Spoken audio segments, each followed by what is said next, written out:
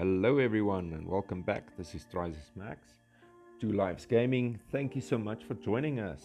We are busy playing Airport Simulator First Class, and this is the how-to series where we're going to go through this game and we are going to check all the frequently asked questions, and we're going to answer that and see if we can help you enjoy this game and understand it a little bit better. And today we're going to get straight into fixing missing packs. So if you are new to this channel, please do consider subscribing. That's going to help me a lot. And if you find this video helpful, please hit the like button there. If you want to see more of these videos, please hit the bell icon or go and check the playlist that I've got. There's two playlists. You'll see that the one says Airport Simulator Tycoon First Class. Now that was a long time ago when the name was still under debate. And then there's also Airport Simulator First Class. This is the same game, so you can go and check out that playlist, see if you find any videos in there that might be helpful. But we're gonna do some new things, so watch out for the new ones that's gonna come out. So getting right into that, we're going to see what we can do to fix missing packs. And the first thing that I want to get into is you're going to want to make sure that your game is closed completely when you leave the game. Because when you open it up again, it's going to cause a visual problem. And some of the numbers and things that you're going to see here might be incorrect. So you might want to consider closing the game and even force stopping it if you have a PAX problem, and see if that fixes it. Also, we have mentioned sometimes some of these passengers seem to stand still and get stuck at a certain place. That could also be the same problem. Try and close the game and go back in and see. All right, then next thing that we have to get into very quickly is we're going to want to see how we can use the chart. So on the right bottom there, we've got the tower. We're going to open up the tower, go into the track record. Right, on your right hand side, you're going to see a stack here. You're going to see a bunch of dots, ups, minus, and downs. Now that up, minus, and down is going to say the best contracts that you had, the average ones, and the worst ones. Whereas on your left hand side, you can go through all of these airlines that you serve and see how each flight or each one of them did. Now, using the stack icon like we do, we can see all of the flights that did poor. All right, so we've got two airlines here and we've got a problem. Now, chances are that those two airlines have the same problem, and that's why those flights keep getting objectives that are failed. Now, we're going to go down here to PL5527, which is one of the flights that didn't do so well. And right up, we can see out of the 40 flights, we only completed 37 of them. All right. It seems like that's a bit of a problem because we're not doing what we're supposed to be doing. The objectives say that's been failed. You can see with the timelines that look pretty good. One delay, services are good, conditions are good. So our problem is definitely objectives. All right, what happens when we fail objectives? Well, if we have a look here on the right hand side, we can see that 34 of our passengers love the classic French dish. Now, looking down there, we can see that out of that 34, not a single one was served. Not one.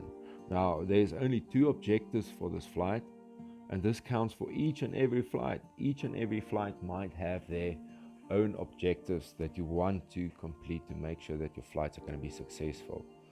And here we can see that's definitely a shop that we're missing, because on each of the flights, at least there are 90% that are happy, and that counts for a lot. Now, if this doesn't happen, it might cause your passengers not to get onto that flight. Remember, they've got things that they want to do before they get onto the plane, and if they can't do that, it's going to be a problem. If we go over here to timelines, we can see how long the passengers took to get through the entire plane airport using the services that we've got there, the boarding, and then the booking, and then security, and then we've got the boarding and security, and then straight onto the plane. Now that seems to be all good. Now the thing is that you might be sitting with something that says that your passengers did not get out. See here at the bottom, at the top, we can see PAX in 100% on the right hand side and PAX out 100%. So everybody got in, everybody got out. And the reason for that was at least the services was able to push them through, even though some of these PAX weren't able to get to their shop. It didn't really cost them time, so chances are they just hung around, were unhappy, and they left without getting that shop done. Now, speaking of shops and services, this is the next thing you want to look at. Services have to be in order. You want all of these booking desks to be to be as close to each other as possible. You can see that one is 117, that one is 135. We want them to be as close as possible to each other so that the queues can go quickly. Now, the moment you start building too big a queue, people are going to start getting delayed, because from the booking, they have to go to security. Security also needs to be upgraded and needs to be up to standard. You need to have enough of these, so please do take note. You're going to need at least a minimum of 2 of these desks, the booking desks, and at least security if you want to do something like a medium haul, or make sure that your saturation stays down. Now, moving into our terminal, the shops and the services and the restrooms, all of these things are things that our passengers want to do. We can see question marks and hearts and exclamations. They are looking for things and they want to go and do that before they leave for their flight. And if they don't do that, or they get delayed, they're going to be unhappy. And if they get delayed too much, they might end up missing their flight. So you want to make sure that you're going to upgrade all of these shops to a respectable high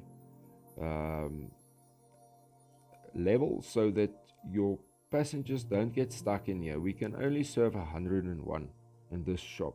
So if we've got 1,000 people wanting to go into that shop, it's going to be a big problem for us, because thousands of passengers can move through here at any time. So we want to make sure that they don't get delayed. If they stand in a queue, they might miss their flight, because they weren't able to do what they wanted to do. Now that came in with the long haul update, version 1.02 as far as I can remember. And then that's kind of a problem for you if you haven't upgraded your shops. So you don't want poorly upgraded services, and you don't want poorly upgraded shops, because this is going to cause delay. Then also your passengers, the service ends once they leave here. So do not leave your security and your baggage carousels under upgraded. You need them to be at the top of their game so that they can serve as many passengers as possible. All of this counts towards the passenger happiness, the airlines, and then obviously your reputation that you've got. But you have to understand that all of these things can become a snowball effect as well. If the one thing is not upgraded good enough, and it goes to something else that's a little poor, and then the passenger gets stuck in a queue.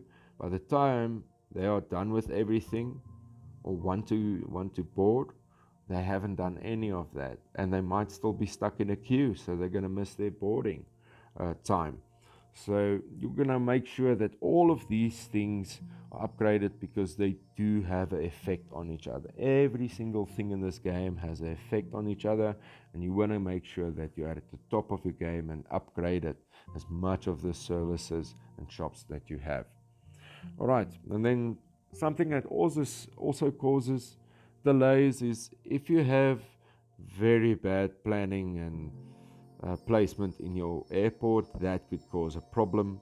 We're going to do a video on more spacing. Now you can see mine is placed very sparse, and thus far it hasn't been a problem for me. I'm still able to serve all my passengers, but you can fill this up a lot more. We'll do a video about that in the future. But if your passengers get stuck somewhere and they can't move out, let's say for instance in that little hole there, they're going to have a problem getting to their plane. So, and then another thing that I always talk about is, if you go here to your planning, you're going to want to make sure that your schedule is planned out nicely. Now we can see with the example that I've got here, my flights are placed 10 minutes apart for this very simple reason.